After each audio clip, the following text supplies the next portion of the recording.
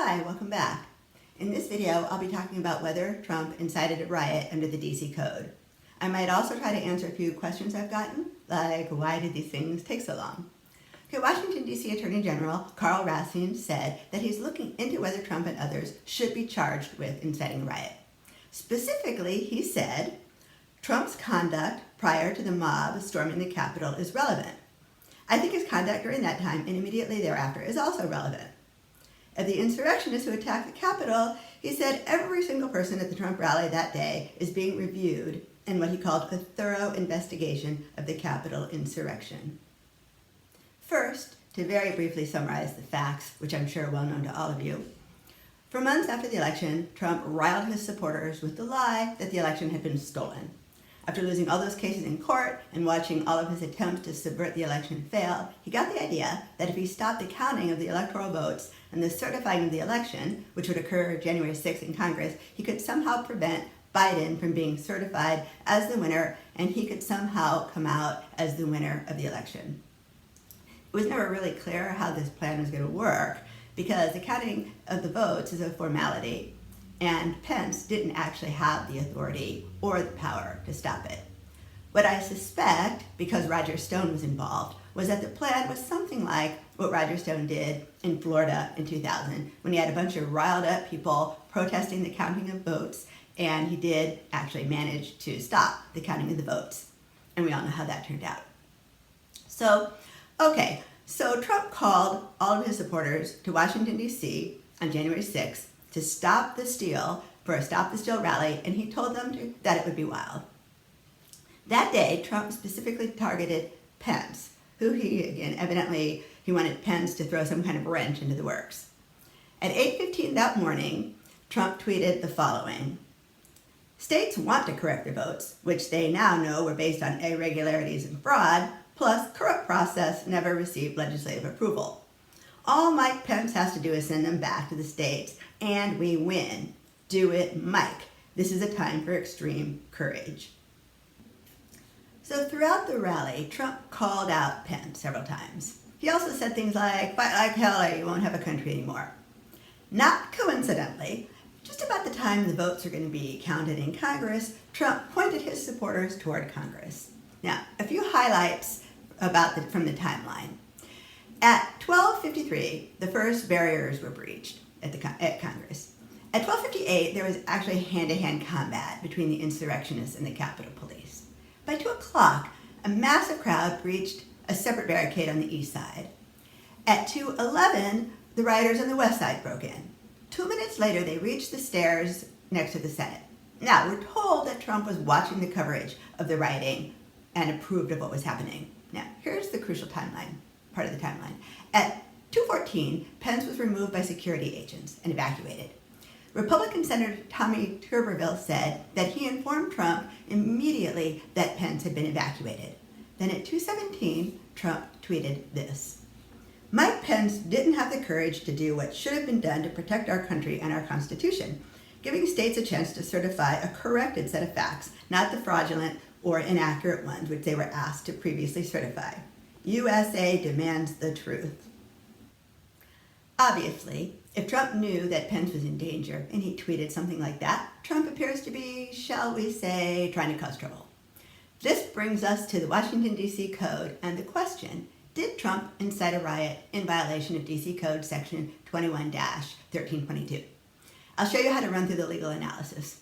We're going to use a method known to law students everywhere called IRAC, which is Issue, Rule, Analysis, Conclusion. We start with the issue, which is just the question we want to answer. Did Trump violate the statute? The R in IRAC stands for rule. Before someone can be convicted of something, it has to be a crime, which means it has to be a law on books.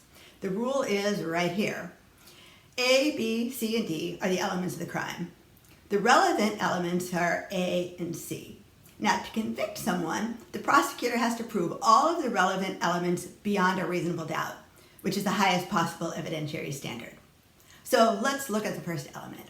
You need a public disturbance involving an assemblage of 5 or more persons, which by tumultuous and violent conduct or the threat creates a grave danger of damage or injury to property or persons. Basically, first you have to have a riot before you can convict someone for inciting the riot. Element A is a no-brainer. We all saw the pictures. There was a riot. Now, we come to element C, which says whoever willfully incites or urges other persons to engage in a riot shall be punished by imprisonment for yada, yada, yada. I should have called this video Terry Does IRAC or Fun with Criminal Law. Did Trump incite or urge others to engage in a riot?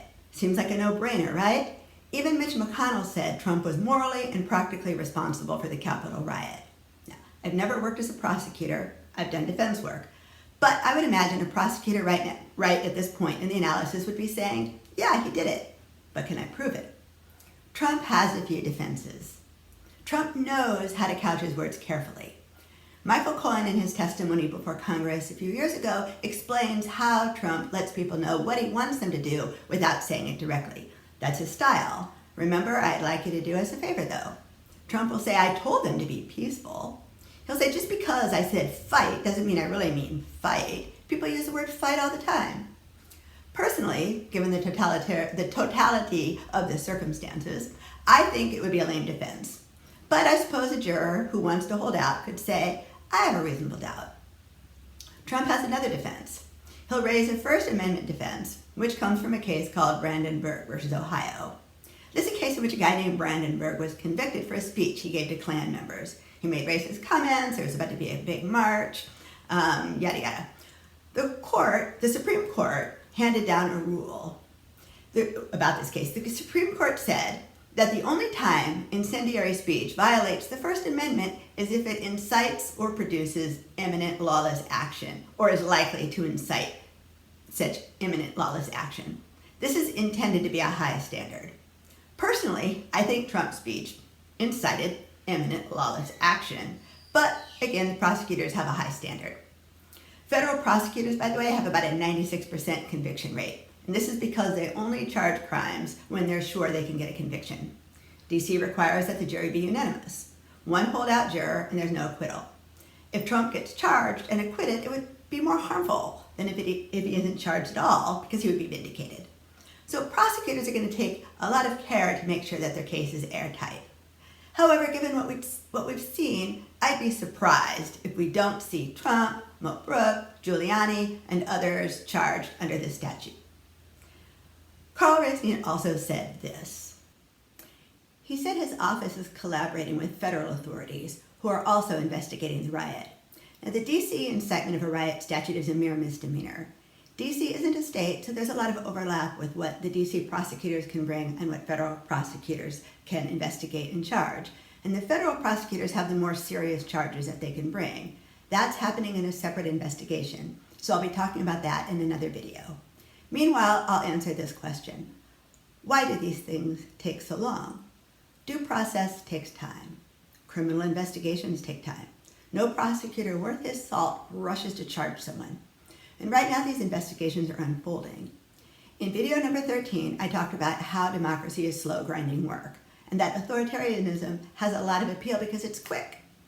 Off with his head, said the Queen of Hearts. Our courts move slowly. There are processes and procedures, because that's what rule of law is. Rule of law is process and procedure. It's therefore slow. The phrase, justice delayed is justice denied, doesn't refer to criminal procedures. It doesn't say you have to rush criminal matters or there is no justice. What it means is that if a person is entitled to some kind of relief and doesn't get the relief because their relief is delayed, then it might be too late to avert the harm.